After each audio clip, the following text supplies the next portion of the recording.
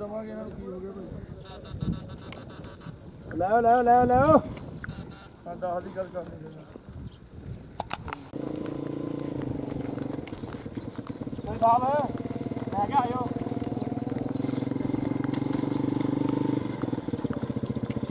ਆਹ ਦੀ ਜੁੱਤੀ ਚੱਕ ਕੇ ਵੇਚ ਦਿਓ ਅੱਛਾ ਜੀ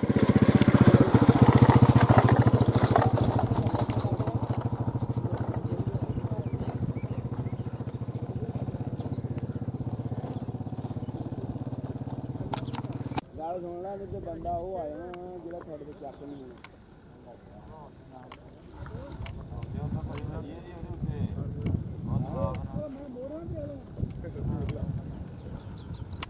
ਹਾਂ